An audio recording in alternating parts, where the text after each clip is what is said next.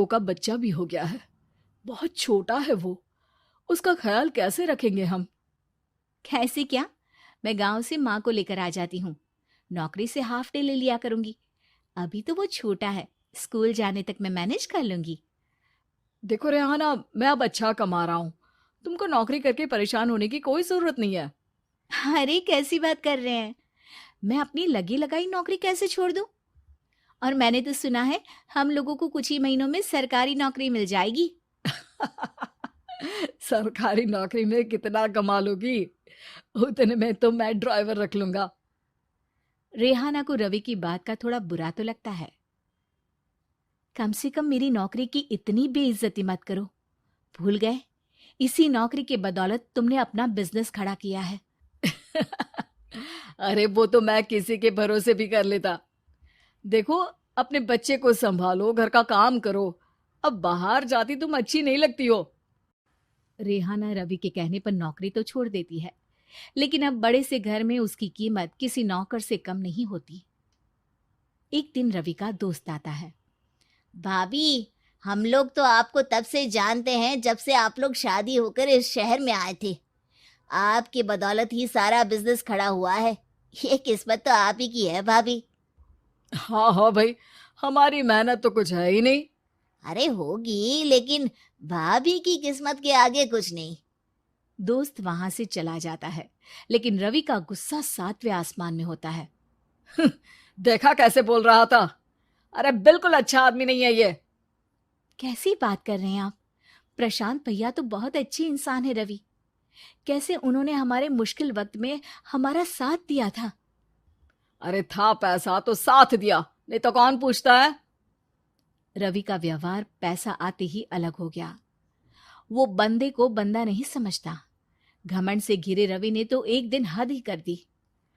रेहाना, मैं अब तुम्हारे साथ नहीं रह सकता हूँ। क्या? क्या बकवास कर रहे हो रवि?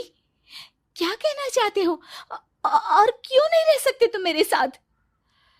देखो, मुझे कोई और पसंद है, और उसने साथ रहने पर बस यही शर्त रखी है कि मुझे तुम्हें तलाक देना होगा।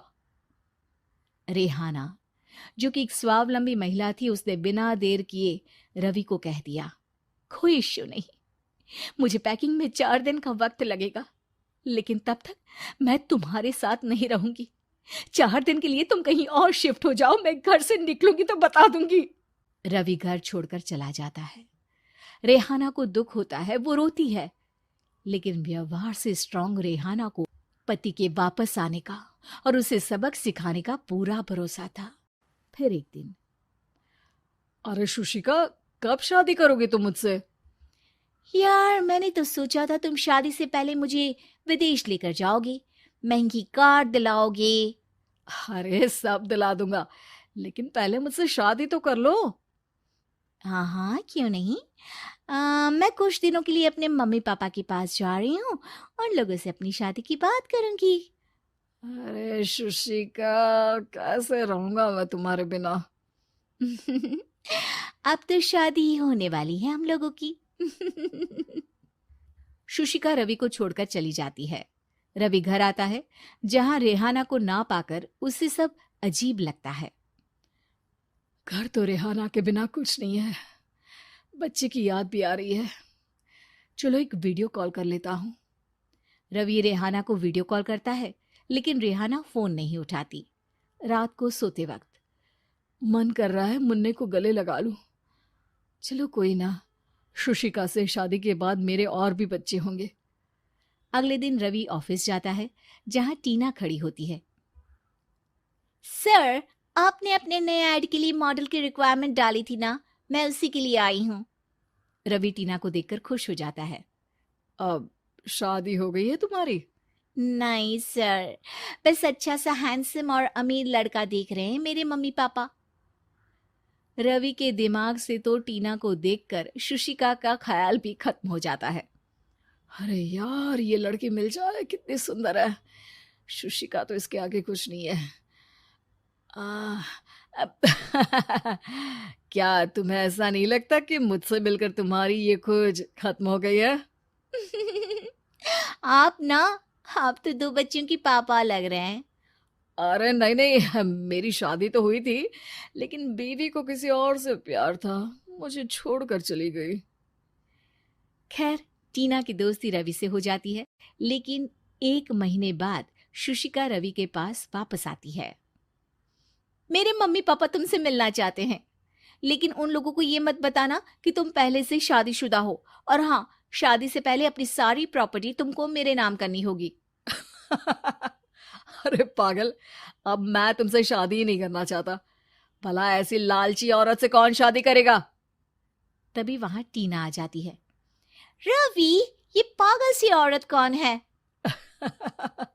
देखो, तुमने ही कह दिया ना पागल, तो पागल ही है। पता नहीं कौन है, कह रही है शादी कर लो, लेकिन शादी से पहले अपनी सारी प्रॉपर्टी मेरे नाम कर दो। बोल तो सही रही है। वैसे तुम जानती हो, मेरी एक सहेली है, उसके पति ने उसे पैसा आते ही छोड़ दिया, जबकि उसको खड़ा करने वाली ही मेरी सहेली थी। और मुझे भी भरोसा नहीं है। अगर मैं भी तुमसे शादी करूंगी तो तभी जब तुम मेरे नाम अपनी सारी प्रॉपर्टी कर दोगे। अरे हाँ हाँ, क्यों नहीं, बिल्कुल कर दूंगा। रवि और टीना की शादी की तारीख तय हो जाती है। वो अपनी सारी प्रॉपर्टी के कागज लेकर शादी वाली जगह पर पहुंचता है, लेकिन वहां टीना आती नहीं। रवि टीना को मैसेज करता है। कहाँ हो? सॉरी, मैं तुमसे शादी नहीं कर सकती, मुझे तुमसे भी ज्यादा पैसे वाला मिल गया। रवि को गुस्सा आ जाता है। वो गुस्से से सारा डेकोरेशन तोड़ रहा होता है कि वहां रेहाना आ जाती है। सर, क्या हो गया? क्या डेकोरेशन पसंद नहीं आई आपको? अ, तुम यहाँ क्या कर रही हो?